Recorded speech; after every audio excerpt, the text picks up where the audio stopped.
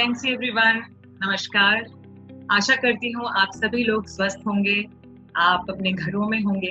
And मैं आज की host Renu Yadav, IMC Delhi area manager, आप सभी का आज के हमारी series IMC empowering women by the women में आपका बहुत बहुत स्वागत करती हूँ, आपका बहुत बहुत अभिनंदन करती हूँ।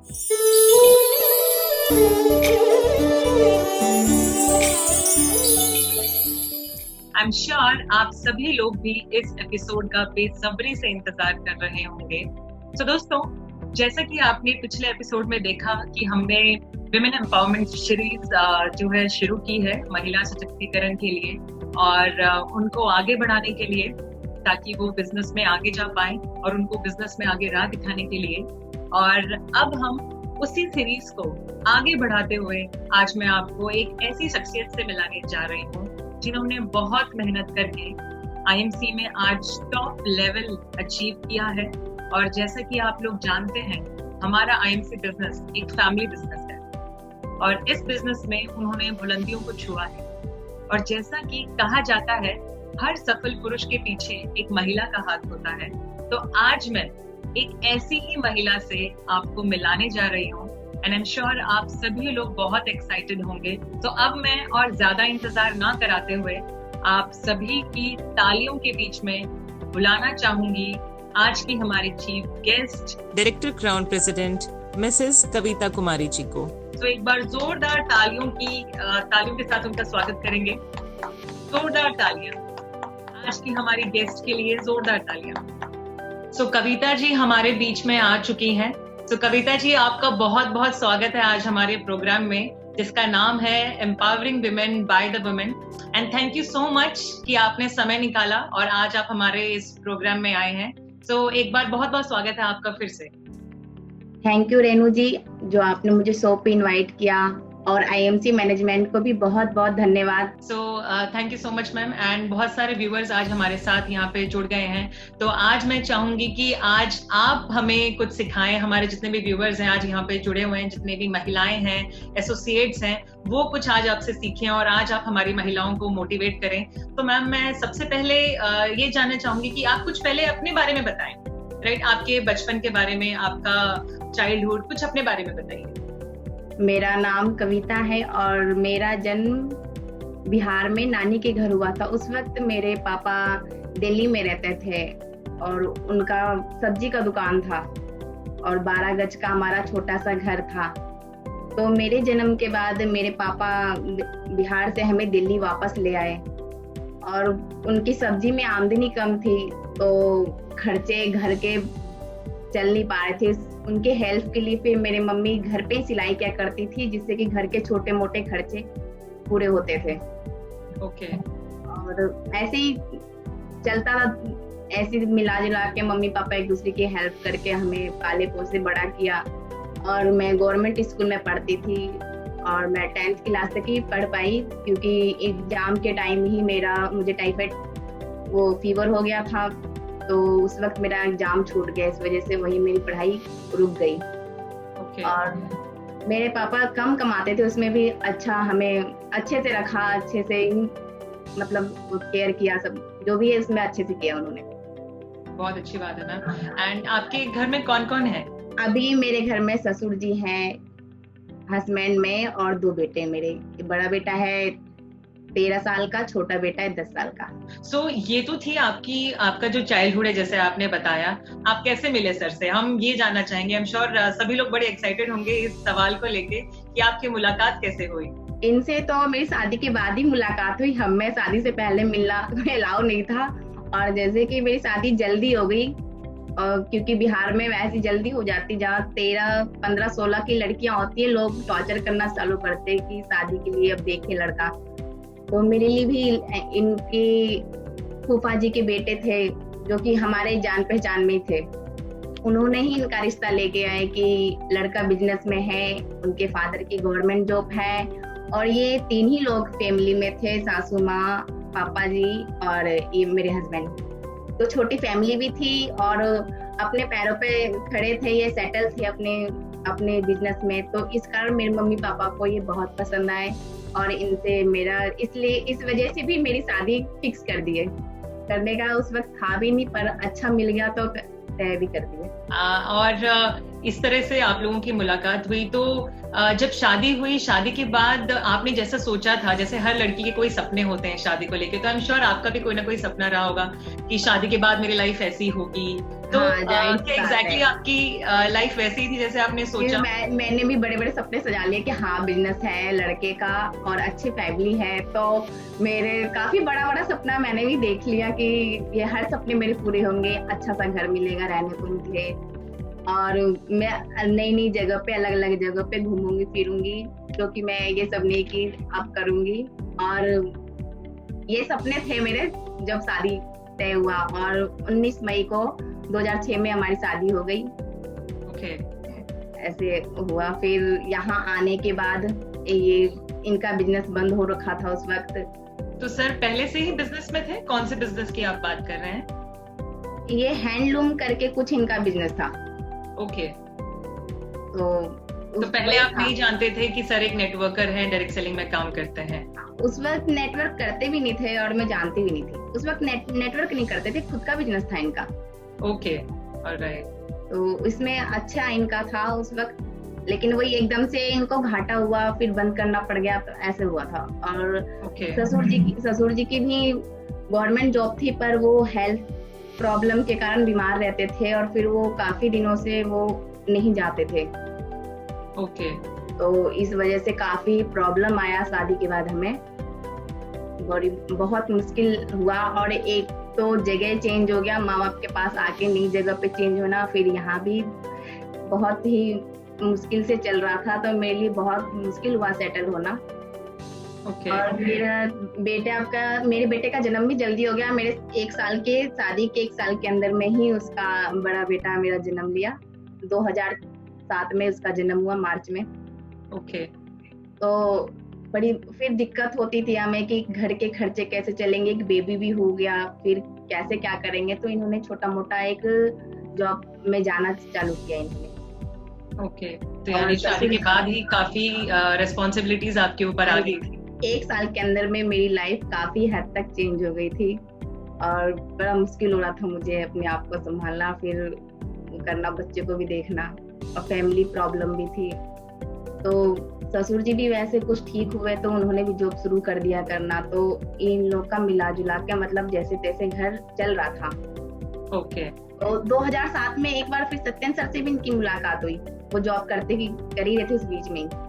तो सत्यन सर से कुछ दिन इन्होंने आईएमसी में काम किया, उसके बाद ही एक कंपनी मिल गई इनको, कि अच्छी कंपनी है, इसमें 2-3 महीने में आप लाखों कमा सकते हो। इस वजह से इन्होंने आईएमसी छोड़ के उस कंपनी में चले गए। तो ये आईएमसी की शुरुआत कब हुई थी? आपने आईएमसी में कब कदम रखा? प्रॉपर आईएमसी तो ये नवंबर 2011 में हुआ, और प्रॉपर मतलब स्टार्ट तो 2012 से चालू किया इन्होंने। अच्छा।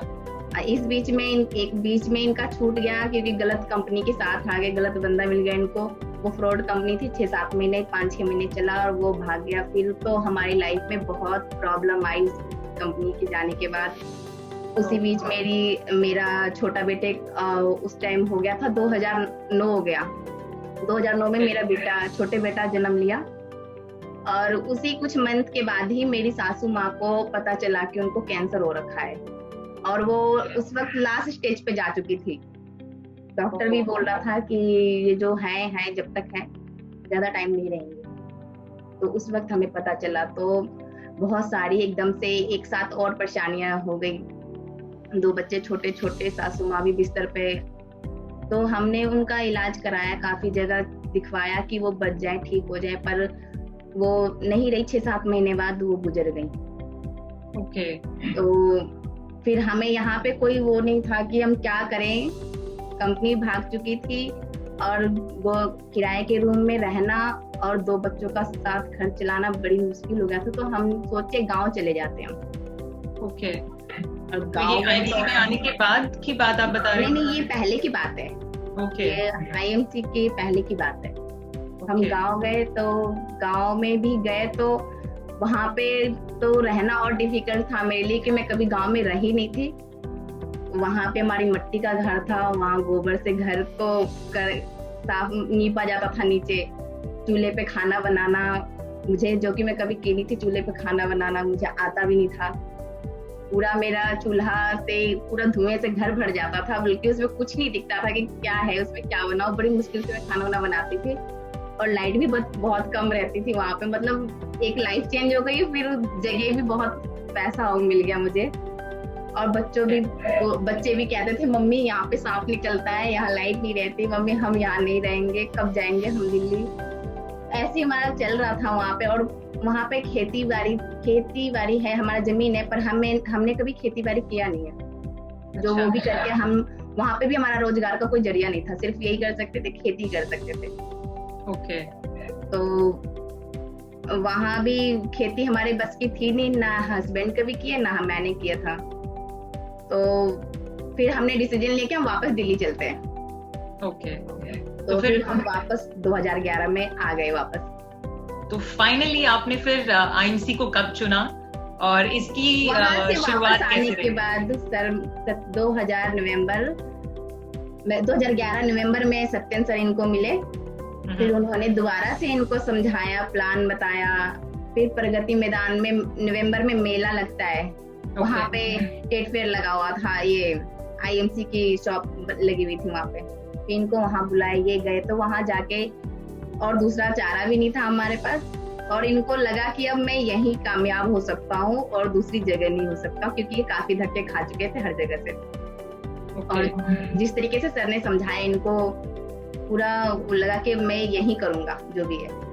तो नवंबर दिसंबर में इनको समझे। फिर 2012 से इन्होंने प्रॉपर काम दिन रात एक कर दिया, इस काम में काम दिन रात लगा दिए। बल्कि ये 10 दिन 15 दिन बाहर भी रहते थे मीटिंग्स के लिए। और उस बीच में फिर मुझे भी अकेले दिक्कत होती थी, 2 बच्चों के साथ रहना। आई एम श्योर बहुत सारे आपने भी स्ट्रगल और बहुत सारे चैलेंजेस आपने फेस किए होंगे, बिकॉज सर आज जिस मुकाम पे हैं उस पे पहुंचना इतना आसान नहीं है। And being a home maker, साथ में बच्चों को आपने संभाला, घर की रिस्पॉन्सिबिलिटी भी थी आपके ऊपर। सो बहुत सारे स्ट्रगल्स आए होंगे मैम, और बहुत सारे चैलेंजेस भी आपने फेस किए होंगे। हाँ जी, बहुत। वो कैसे आपने इन सारी चीजों को मैनेज किया? क्या क्या आपने ऐसे चैलेंजेस फेस किए? अब ये बाहर रहते थे, पहले मेरी सासू माँ साथ में थी, तो जैसे जहाँ थे हम, तो मार्केट का सारा काम मेरी सासू माँ करती थी, बाहर से लाना, कुछ करना। मुझे रास्ते का भी नहीं पता था, मार्केट किस रास्ते जाना है, कुछ सामान लेना है, कैसे जाके लेना है। तो मैं किसी से कभी जरूरत पड़ता था मुझे खुद के लिए या बच्चों के लिए, तो किसी से पूछते हुए मुझे वहां तक पहुंचना था। फिर वापस आने में भी एक जैसे रास्ते रहते थे, तो मैं अपने घर का ही एड्रेस दूसरों से पूछ के आती थी। वो लोग भी बोलते थे मैडम किसके यहाँ जाना है आपको, तो फिर मैं बोलती थी मुझे प्रेम जी के घर जाना है। मैं कैसे बोलूं कि मुझे खुद के ही घर जाना है। ये सब बड़ा मुझे ऑड सा लगता था अंदर से कि मुझे कैसे एकदम से चेंज हो गया, कैसे मैं अपना ही घर पूछना पड़ रहा है, मुझे बाहर जाने के लिए पूछना पड़ रहा है मुझे। और बेटे का भी एडमिशन लेट हो चुका था, तो वो भी मैं पता करके स्कूल अकेले जाके एडमिशन करवाई उनका। वो भी टीचर इसको एडमिशन ले नहीं रहे थे फर्स्ट क्लास में, ये केजी नर्सरी में डाल रहे थे, जबकि इसका उम्र हो चुका था फर्स्ट 1 साल वैसे पीछे हो गया था फर्स्ट में। अच्छा। तो मैंने उन्होंने बोला अगर फर्स्ट टर्म के पेपर में ये अच्छे नंबर लाएगा जब हम रखेंगे, वरना नहीं रखेंगे, हम नर्सरी में वापस डाल देंगे। ओके। तो उसके लिए भी मुझे बहुत टाइम देना पड़ा, उसे पढ़ाना पड़ा, अकेले जाना छोड़ना फिर करना। 2 बच्चे, एक और छोटा सा बेटा था मेरा, संभालना, घर भी करना, मार्केट का भी करना। ससुर जी भी 70 साल की उम्र के हैं, वो भी, उनको भी देखना जी। तो फिर मैंने उसे घर पे पढ़ाया। मेरा बेटा फर्स्ट क्लास में फर्स्ट आया, तो टीचर भी बोली कि अच्छा है, चलो आपने किया, फिर इसको क्लास में आगे रखेंगे। तो आपने पूरी जिम्मेदारी बहुत बखूबी निभाई है। हाँ, भले ही सर बाहर रहे होंगे, बहुत सारी परेशानियां आपको आई होंगी, लेकिन आई एम श्योर आपने सारी चीजों को बहुत अच्छे से मैनेज किया है। ये परेशानी हुई हो, और पड़ोसी भी है ना, कुछ टॉर्चर करने वाले थे। वो लोग बोलते थे आपके हस्बैंड जाते कहाँ है 10 दिन के लिए, 15 दिन के लिए, उन्होंने क्या फैमिली बना रखा है कहीं, कोई शादी कर रखी है क्या उन्होंने? मैं बोली नहीं, वो मीटिंग के लिए जाते हैं, जाना पड़ता है लोगों से मिलने के लिए। तो ऐसी बातें वो भी लोग बोला करते थे। फिर एक बार परेशान हुई, हाँ ऐसे ही हुआ, चलता रहा, कभी तबीयत खराब हो, ऐसी। करते करते हमने सेटल आई हुए। श्योर बहुत सारे चैलेंजेस आई एम श्योर बहुत सारे आए होंगे और आपने उनको अकेले ही हैंडल किया होगा बच्चों के साथ में और परिवार के साथ में। तो मैम ऐसा कभी आपको नहीं लगा कि शादी हुई और उसके बाद तुरंत इतने सारी रिस्पॉन्सिबिलिटीज आ गई एंड सर आईएमसी में आ गए, तो आपको कभी ऐसा महसूस नहीं हुआ कि सर आपको समय नहीं दे पा रहे हैं, या कभी आपको लगा कि सर को मुझे समय देना चाहिए?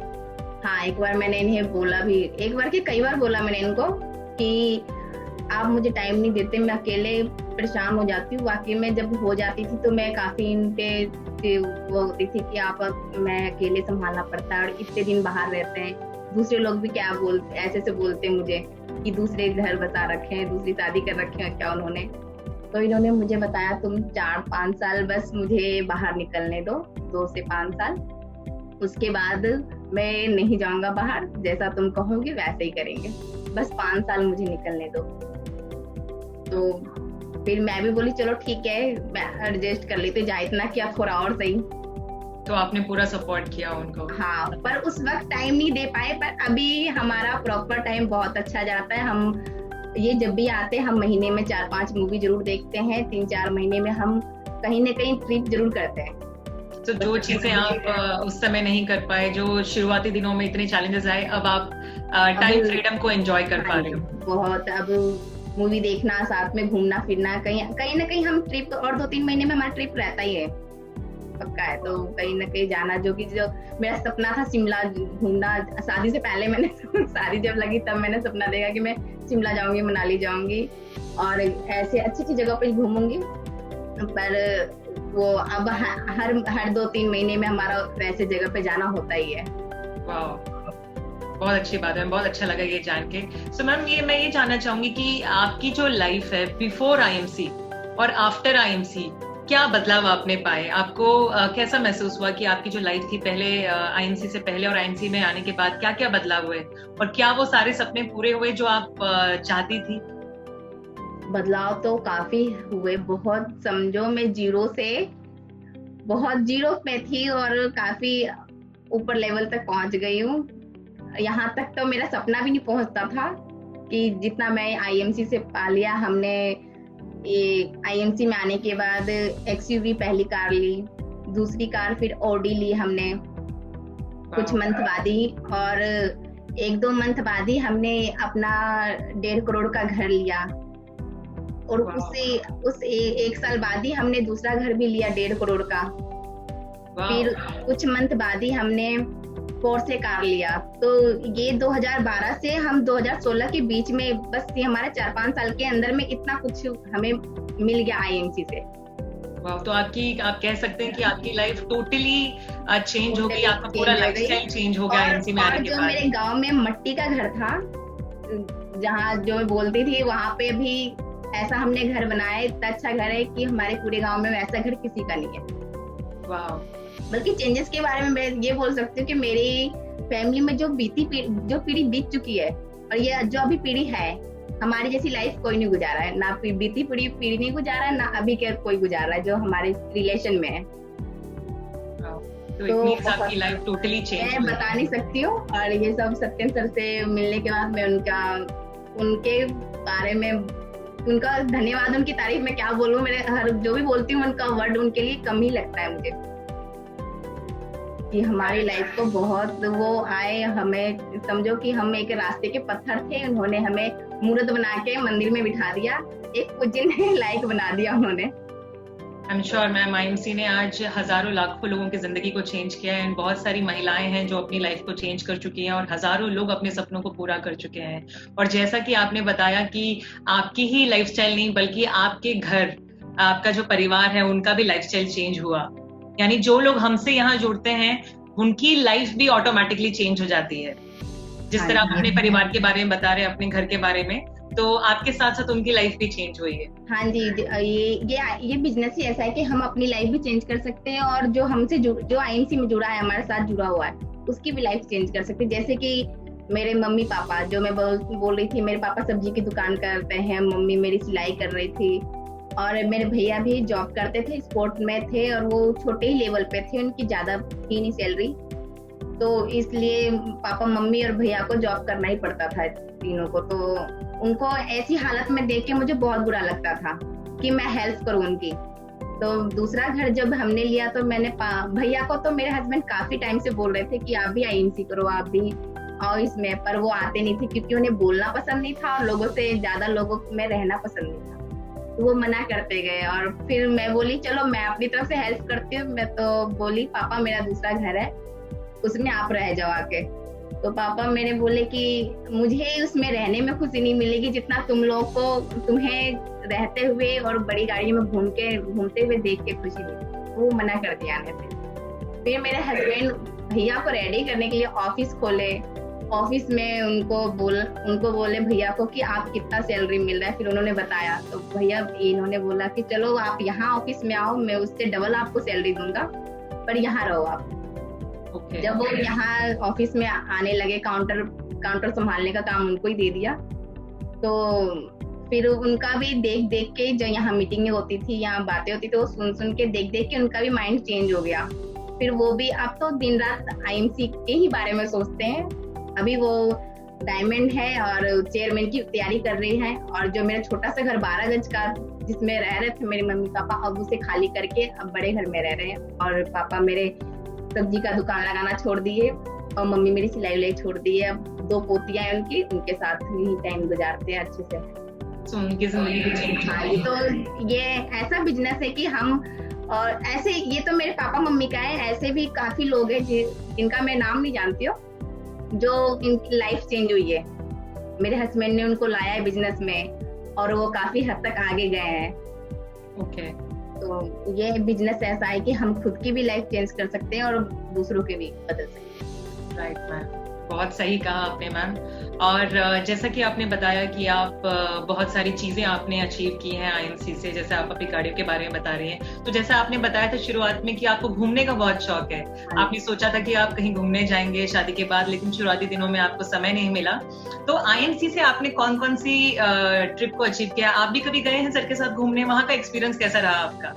आईएमसी का तो मैं, इंडिया का तो मैं ट्रिप काफी कर रखी हूँ, 2 बार 3 बार मैं जानती हूँ। लेकिन एक है जो आउट ऑफ कंट्री, कभी सोचा भी नहीं था मैंने कि मैं जा पाऊंगी। पर आईएमसी कब गए थे मैम आप? कब और कहाँ गए थे? ये पिछले साल मैं जुलाई में गई थी। ओके। Malaysia trip. ओके। हाँ जी, मलेशिया गई थी, आईएमसी की तरफ से गई थी मैं, और मुझे बहुत अच्छा लगा। मुझे यकीन नहीं आ रहा था कि मलेशिया जा रही हूँ, और फ्लाइट भी मेरे लिए नया था वहाँ का जो बिजनेस क्लास में सर हमें लेके गए। और हमें ये हस्बैंड कोहिनूर है, तो इस वजह से हमें रूम भी बहुत अच्छा, स्वीट रूम दिए थे हमें रहने के लिए। और वहाँ पे घूमना फिरना मुझे बहुत अच्छा लगा। वो यादगार ट्रिप था मेरा।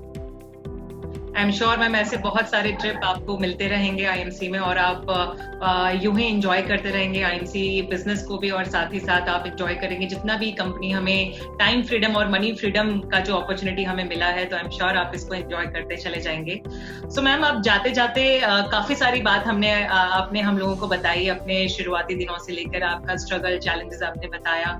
सो मैम, अब जाते जाते मैं आपसे एक सवाल और पूछना चाहूंगी कि आज जैसे आप एक रोल मॉडल की तरह है बाकी उन सभी महिलाओं के लिए जो आज हमें देख रहे हैं, हमें सुन रहे हैं, जो अपने घर पे अपने हस्बैंड्स को सपोर्ट करती हैं, एज अ बैकबोन एक सपोर्ट है उनके लिए, जो घर में रह के उनको सपोर्ट करती है ताकि अपनी लाइफ में वो आगे बढ़ सके। और बखूबी आपने भी उसी तरीके से सर को सपोर्ट किया है और उनकी बैकबोन बन के रही हैं। तो आप आज क्या संदेश देना चाहेंगी, जो भी हमारी महिलाएं यहाँ पे सुन रही हैं, उनको क्या बताना चाहेंगी? मैं साथ में तो जा नहीं पाती थी अपने हस्बैंड की, क्योंकि मेरे छोटे 2 बच्चे थे और ससुर जी भी एज हो रखी उनकी, तो इसलिए मैं साथ में जाके उनका हेल्प नहीं की, पर घर में रह के मैंने उनका हेल्प किया। और उन्होंने भी मुझे अच्छे से बताया कि हाँ ठीक है, मैं इतने साल बाद टाइम दूंगा। और ऐसा हमें लगता है कि हम ही परेशानी कर रहे हैं, पर जो हस्बैंड हमारे बाहर जाते हैं उनको भी बहुत कुछ झेलना पड़ता है बाहर। जैसे कि मेरे हस्बैंड को कभी पहले इतने पैसे नहीं होते थे कि वो टिकट कटा के अच्छे से ट्रेन में या फ्लाइट में जाए, वो जनरल में ही जाया करते थे शुरू के ट्रिप में, शुरू में। तो कभी उनको टॉयलेट के आगे बैठ के वो रास्ता काटना पड़ता था, कभी से गेट पे बैठते थे, कभी किसी के पैरों के पास बैठते थे, और कभी कभी तो ये पानी भी नहीं पीते थे। इतनी भीड़ होती थी कि पानी पिया तो मुझे टॉयलेट जाना होगा तो ये सीट भी चली जाएगी मेरी। तो ऐसा उन्होंने झेला। एक बार किसी ने तो उनको वहां रखा हो तबेले में गाय भैंस के, और कड़की ठंड थी और मच्छर भी काटे थे, तो इन्होंने भी काफी चीज हमारे लिए किया। तो हमारे हस्बैंड भी करते हैं, और किसके लिए सब वो हमसे ज्यादा शायद वो लोग बाहर दुख झेल रहे होते हैं। तो वो हमारे लिए अगर इतना कर रहे हैं तो हमें भी उनको बनता है कि हम भी साथ दें उनको।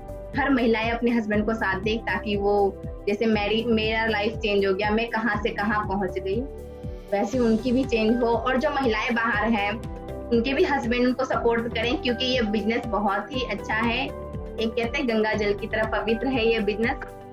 बल्कि वो भी आए, अगर वो अब वाइफ के साथ आ सकते, अगर नहीं आते तो पर अपनी वाइफ को सपोर्ट पूरा करें। अगर वो कुछ करना चाहती है, आगे बढ़ना चाहती, तो उनको सपोर्ट दें।